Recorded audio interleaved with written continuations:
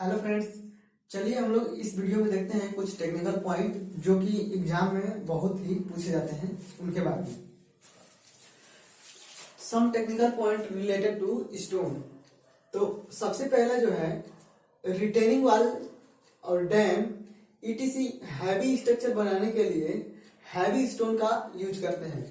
तो retaining wall हो गया या डैम हो गया, बांध या रिटेनिंग वॉल जो बहुत बड़े बड़े होते हैं, तो उनके कंस्ट्रक्शन के लिए क्या करते हैं कि हैवी स्टोन का जो है यूज करते हैं।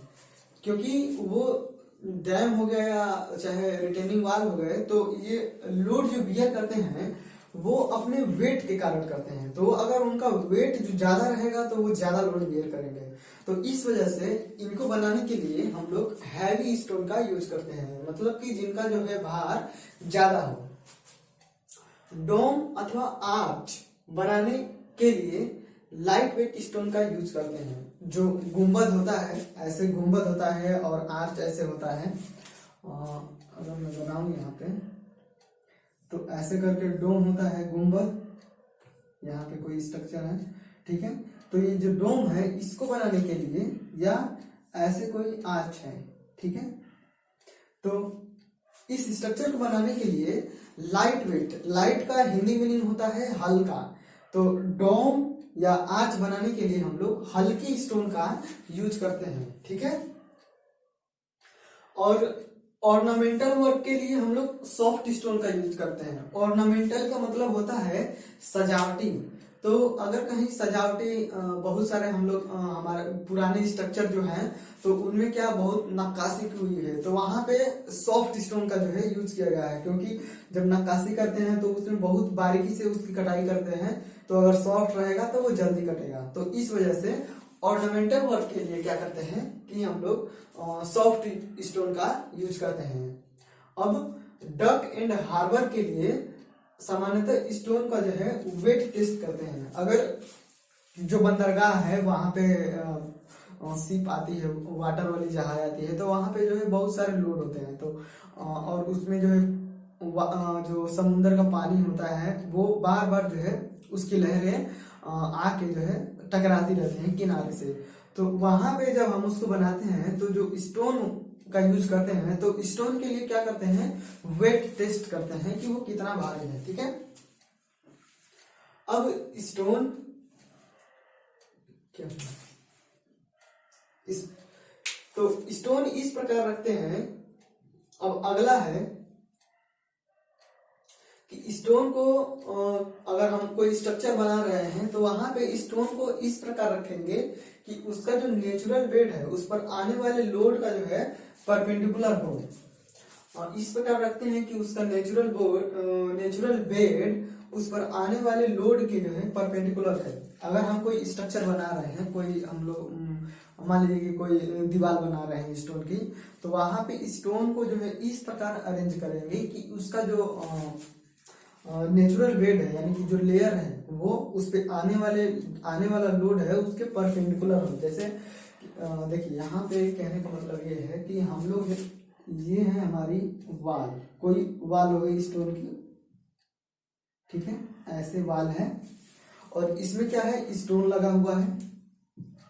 तो ये जो है स्टोन का अलग अलग ब्लॉक है, ठीक है, ऐसे, और ये वाल है। तो इसमें जो स्टोन की लेयर है वो ऐसे परतों में है, ऐसे, ठीक है, ऐसे परतों में ये स्टोन की लेयर है। तो यही है कि स्टोन को इस प्रकार लगाते हैं, रखते हैं कि जो इसका नेचुरल बेड है वो आने वाले लोड के परपेंडिकुलर हो, यानी कि लंबवत हो। तो ये जो है आने वाला लोड है हमारा, ठीक है। तो इस पे लोड पड़ रहा है ये, तो ये नेचुरल वेट क्या है, इसका नेचुरल वेट परपेंडिकुलर है। यहां से अगर हम देखें तो ये 90 डिग्री का कोण बना रही है, ठीक है। तो हम लोग स्टोन को संरचना में, स्ट्रक्चर में इस प्रकार यूज करते हैं वाल बनाने में या प्लेन, ऐसे कि उसका जो नेचुरल वेट है वो लोड के परपेंडिकुलर हो, ऐसे हो, ऐसे, ये ऐसे नहीं कि ऐसे हो। देखिए यहाँ पे अगर हम लोग ऐसे अगर हम लगा दिए, स्टोन का जो है जो नेचुरल बेड है वो आने वाले लोड के पैरेलल ही है। तो अगर इस पे लोड आएगा तो ये पैरेलल है, तो यहाँ पे क्या करेगा, ये आसानी से यहाँ से स्प्लिट कर जाएगा, यानी कि अलग हो जाएगा। तो इसकी जो बियरिंग कैपेसिटी क्या होगी, कम होगी। ठीक है, तो इस वजह से हम लोग ऐसे लगाते हैं ना कि ऐसे। तो ये वाला सही है और ये वाला गलत है, ऐसे हम लोग नहीं लगाएंगे। अब क्या है कि आर्च में अगर हम कोई ऐसे आर्च बना रहे हैं, ऐसे आर्च बना रहे हैं हम लोग, तो इसमें जो स्टोन को लगाएंगे तो इसमें क्या, स्टोन का जो नेचुरल बेड है वो रेडियल होना चाहिए। ठीक है, स्टोन को इस प्रकार रखते हैं कि उसका नेचुरल बेड आर्च के क्या हो, रेडियल डायरेक्शन में हो। क्या हो, रेडियल डायरेक्शन में हो। ऐसे लगाएंगे, देखिए ऐसे नहीं लगाएंगे। ठीक है, ऐसे लगाएंगे इसमें, ऐसे। ठीक, यहाँ पे ऐसे लोड आएगा यहाँ पे। अब ये नहीं कि हम क्या करें कि ऐसे लगा दिए। ठीक है, ऐसे नहीं लगाना है हमको, ऐसे लगाना है। ठीक, तो इस पे जो लोड आएगा वो आर्च पे क्या होता है, आर्च पे लोड जो है ऐसे ट्रांसफर होता है।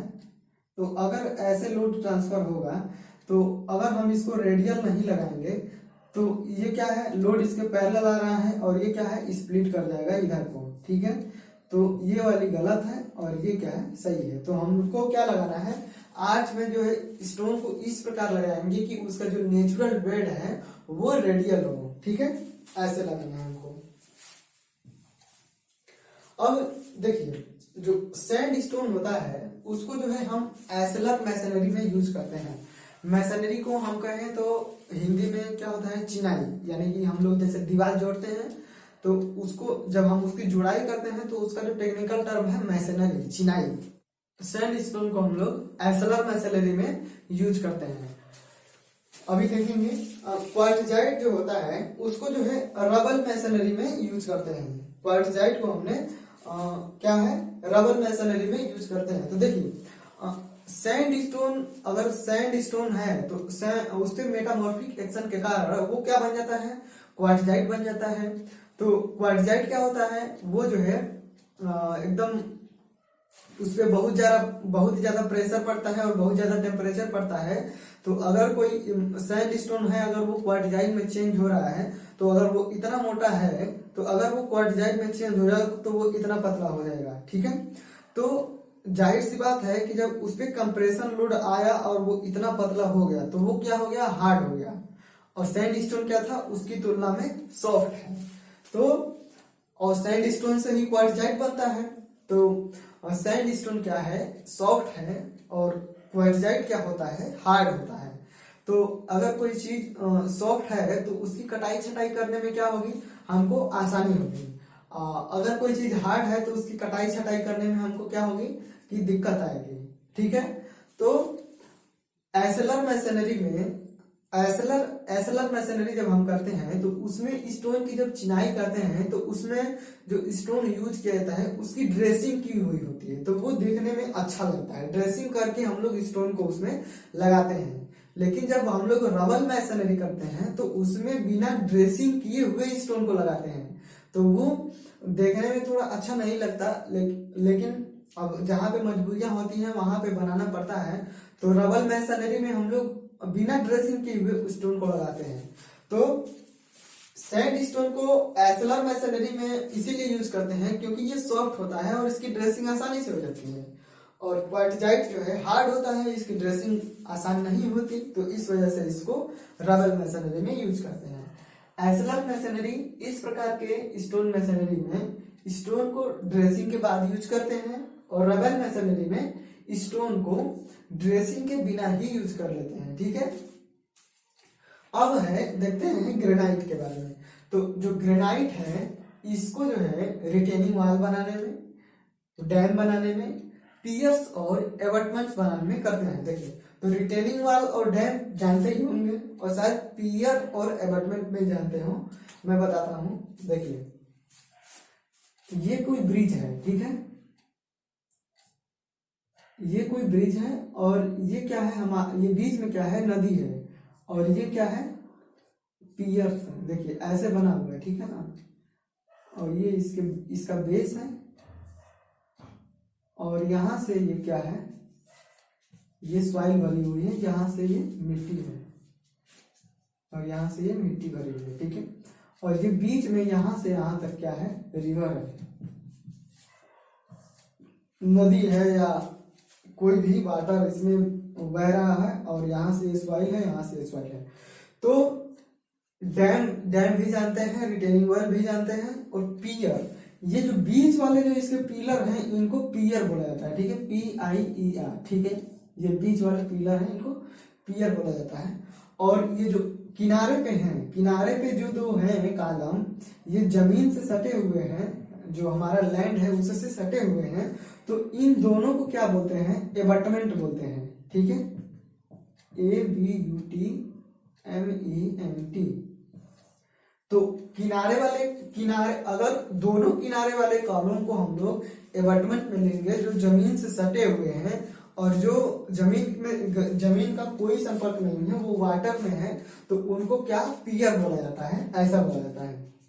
तो ग्रेनाइट है, इसको रिटेनिंग वॉल में भी, डैम में भी और पियर में भी यूज करते हैं, अच्छे कार्यों में करते हैं। इसको जनरल कार्य में नहीं करते, क्योंकि क्या है कि ग्रेनाइट जो है बहुत ही महंगा होता है।